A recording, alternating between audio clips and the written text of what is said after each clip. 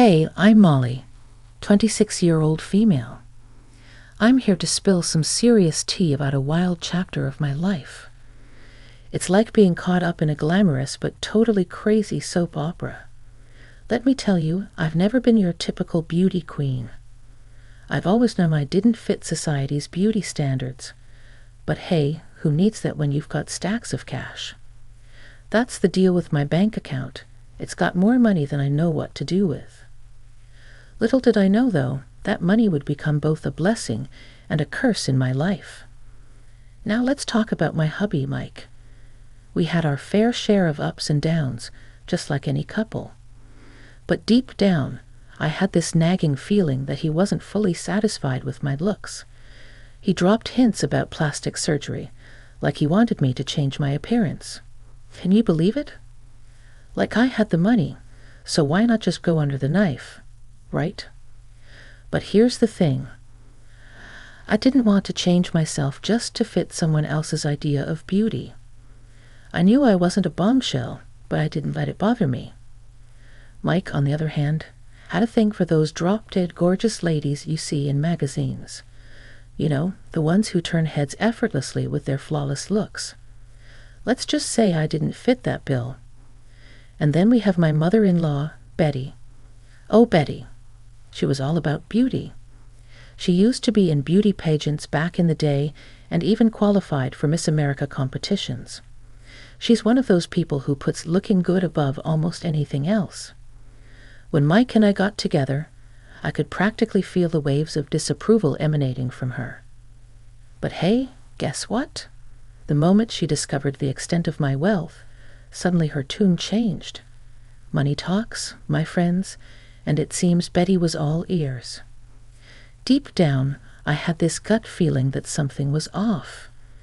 I couldn't shake the suspicion that Mike and Betty had conspired to marry me solely for my money and the lavish lifestyle it provided.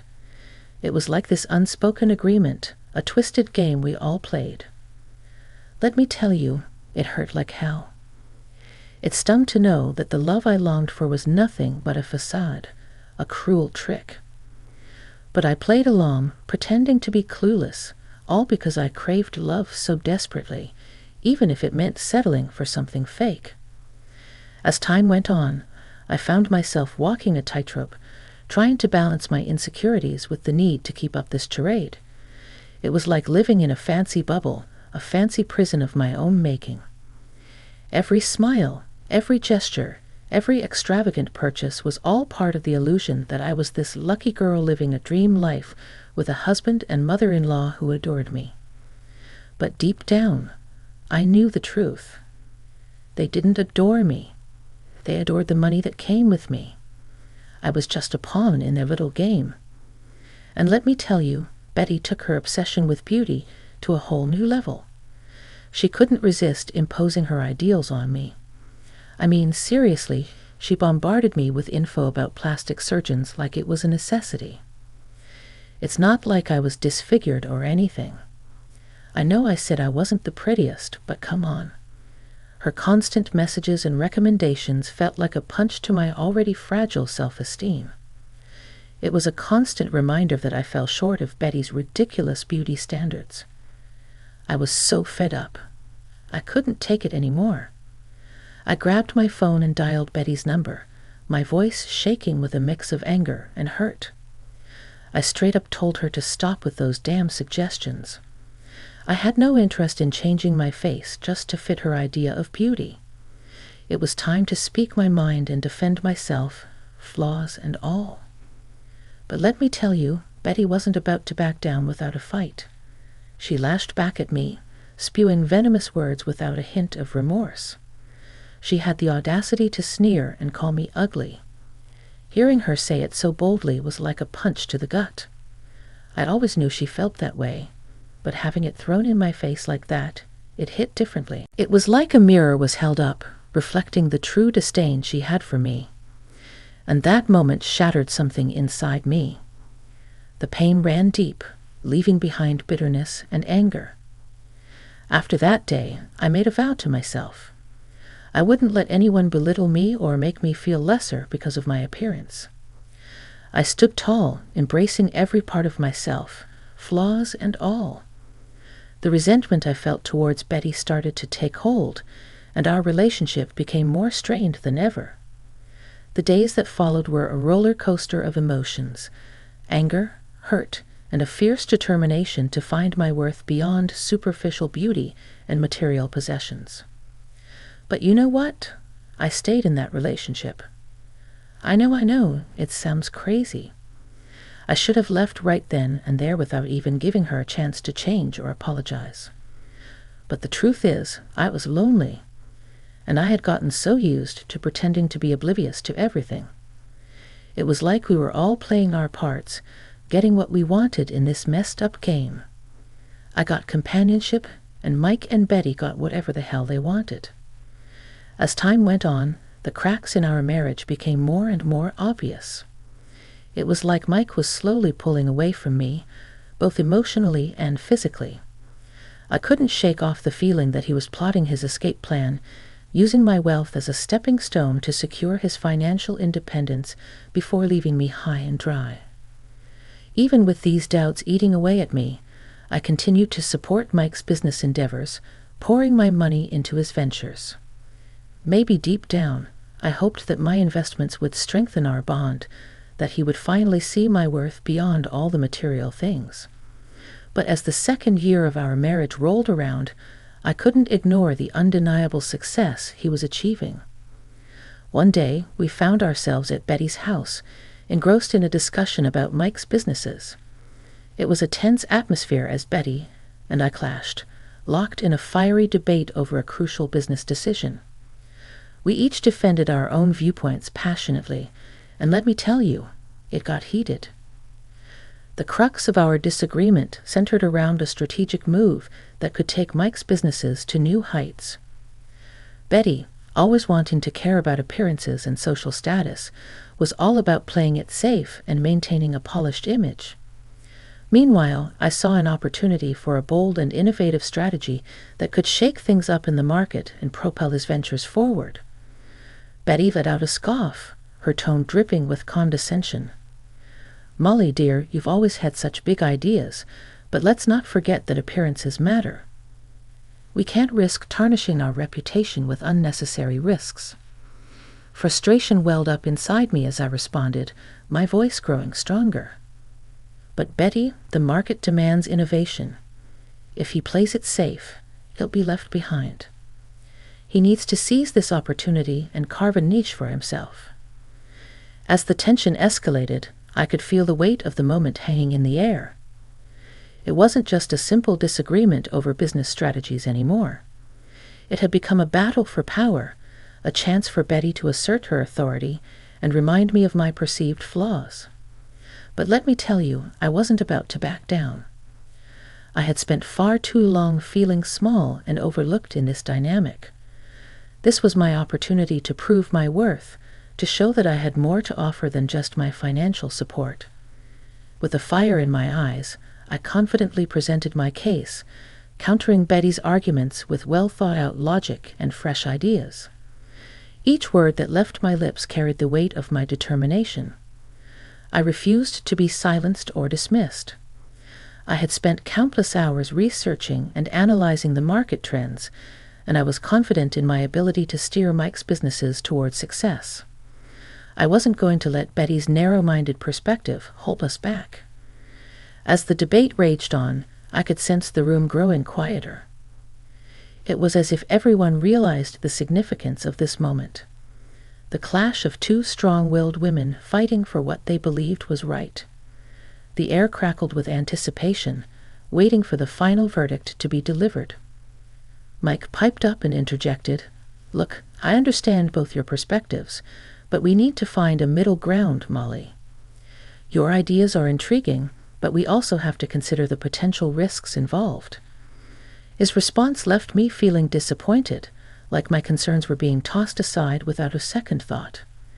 "Mike, I've supported your ventures from the beginning, investing my time and resources. But it seems like you're more interested in playing it safe and securing your own future." Betty, seizing the opportunity to strike, chimed in with a derisive tone, "Oh, Molly, don't be so naive. We all know why you married my son. Your wealth was your only redeeming quality. Without it, you're just an unattractive burden. Let's face it, Mom. What? It's the truth. My eyes narrowed, anger bubbling within me. I refused to let her belittle me any longer. Betty, enough.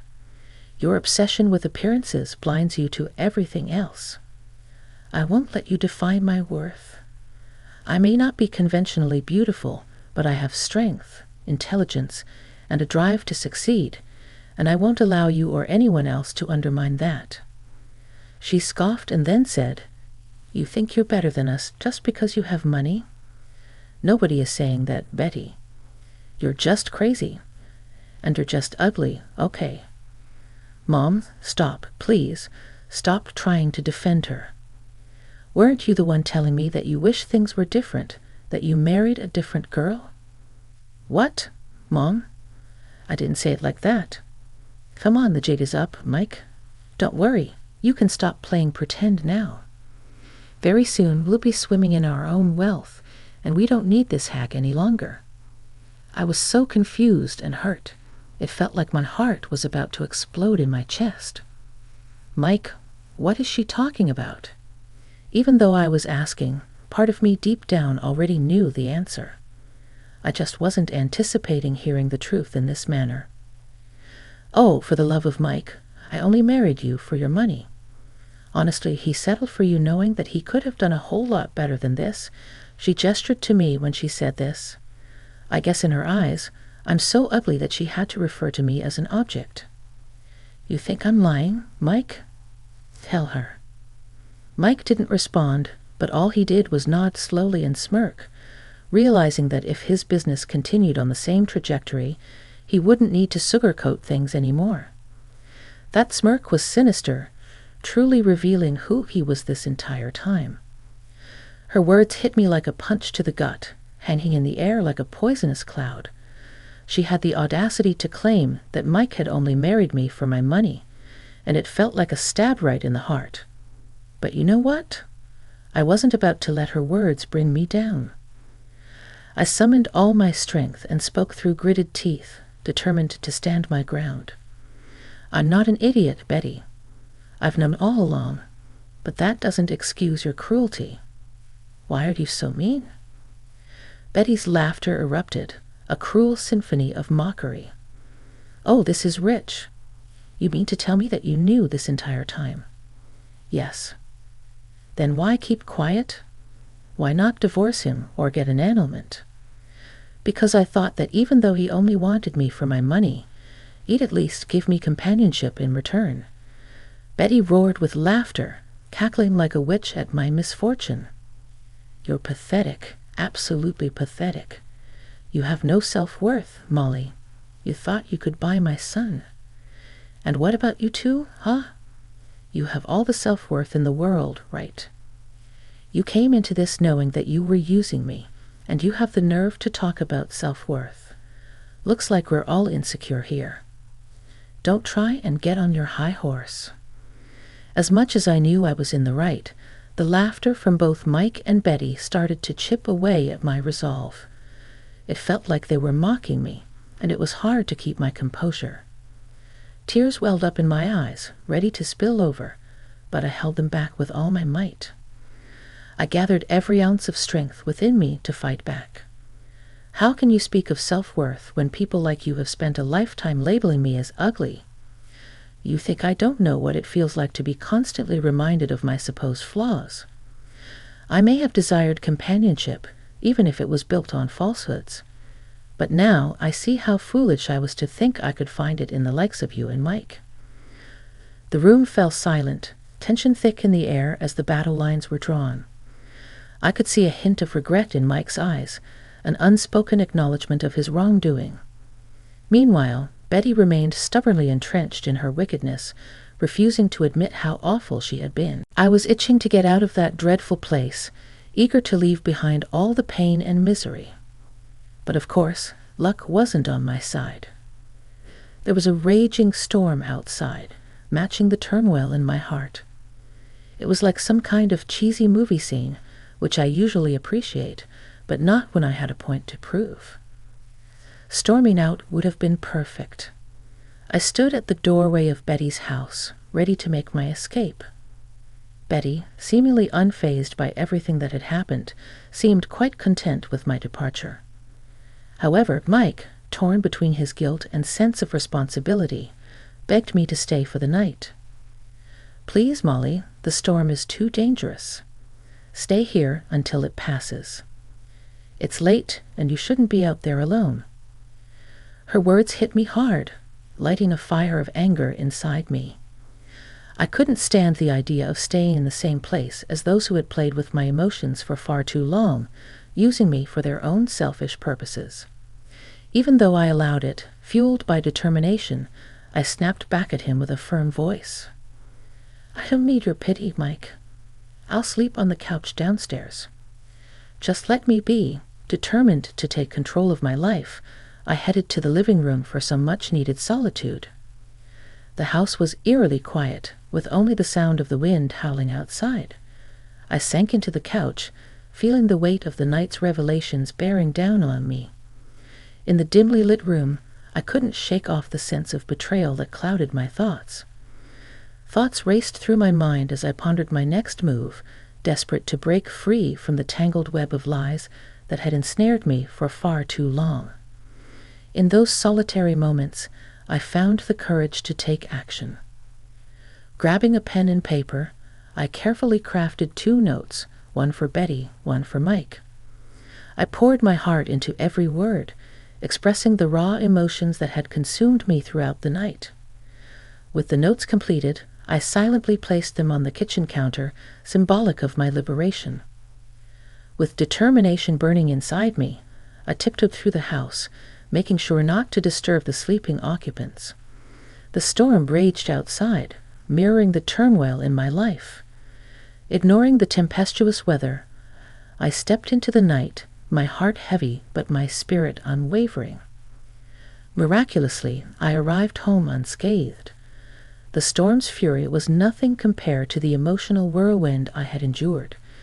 Exhaustion washed over me, my weary body craving rest from the roller coaster of emotions. Collapsing onto my bed, I surrendered to the blissful embrace of sleep, ready to face a new day and the challenges that lay ahead. When I woke up to the sun peeking through the curtains, I couldn't help but feel a rush of freedom. But then I checked my phone and saw a ridiculous number of missed calls, 7 to be exact, from Mike and Betty. Seriously, they must have been on a mission to break a Guinness World Record or something. I couldn't help but chuckle at their desperation. My revenge was in full swing, and they were starting to feel the burn. But it wasn't just about getting back at them emotionally. Oh no, my friends, I had a master plan. Let me spill the tea on those letters I sent them.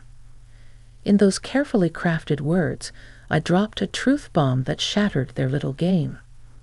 You see, it wasn't just my heart they manipulated, but also my wealth and assets. And let me tell you, I'm no pushover when it comes to protecting what's rightfully mine. I let them in on a little secret. I owned all of Mike's businesses. Yeah, you heard that right.